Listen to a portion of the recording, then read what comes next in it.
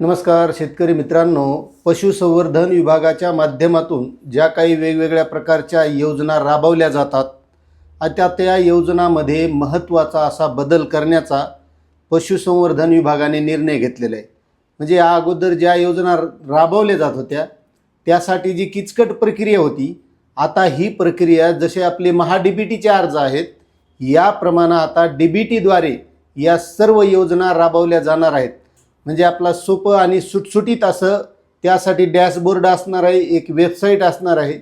मग आता या योजना कोणकोणत्या आहेत, या कशा राबवल्या जाणार आहेत, यासाठी अनुदान कसं असणार आहे, अर्ज कसा करावा लागणार आहे, या संबंधीची सगळी माहिती आपल्याला या व्हिडिओच्या माध्यमातून घ्यायची आहे। त्यामुळे तुम्ही जर आपल्या चॅनलवर नवीन असाल तर चॅनलला सबस्क्राईब करा, व्हिडिओला लाईक करा आणि जास्तीत जास्त बांधवांना ही माहिती शेअर करा। आता या अगोदर मित्रांनो, महाराष्ट्र राज्याच्या वेगळ्या योजना असायच्या आणि प्रत्येक जिल्ह्याच्या जिल्हास्तरीय एक वेगळ्या योजना असायच्या।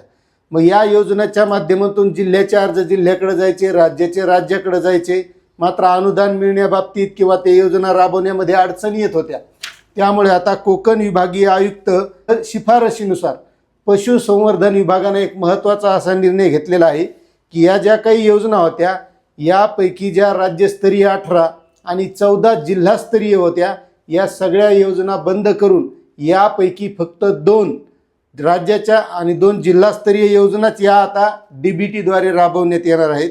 जुन्या 11 योजना बंद करण्यात आलेल्या आहेत आणि राहिलेल्या योजनांना आता नवीन स्वरूपामध्ये राबवल्या जाणार आहे।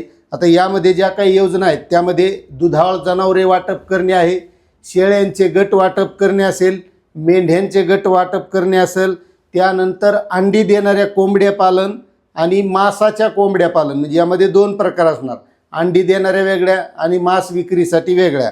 त्यानंतर अंडी उबवणी केंद्र, म्हणजे आपण ते अंडे घ्यायचे आणि नुसते उबवून त्यामार्फत पिल्ले उत्पादित करायचे, त्यासाठी सुद्धा एक वेगळे केंद्र उभारल्या जाणार आहेत।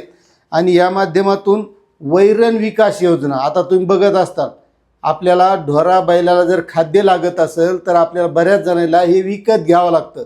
मग हे वैरण विकास केंद्रसुद्धा याच माध्यमातून ऑनलाईन पद्धतीने डीबीटीद्वारे राबवल्या जाणार आहेत। आणि त्यामध्ये आता एक नवीन काल परवा आपण शासन निर्णय बघितला, यामध्ये वराह पालनसुद्धा आता समावेश करण्यात आलेला आहे। आणि महत्त्वाची यामध्ये गोष्ट अशी आहे की यासाठी जे अनुदान आहे ते सर्वसाधारण शेतकऱ्यांसाठी 50% अनुदान आणि SC आणि STचे जे शेतकरी असतील तर या शेतकऱ्यांना 75% अनुदान हे दिल्या जाणार आहे। आणि यासाठी आता एक सेपरेट पोर्टल तयार करण्यात येणार आहे। जसं आपलं महा-डीबीटीचं सुटसुटीत पोर्टल आहे, आपल्याला घरच्या घरी अर्ज करता येतात, तशाच प्रकारचं एक आता पशुसंवर्धन विभागाचं सुद्धा पोर्टल विकसित करण्यात येणार आहे।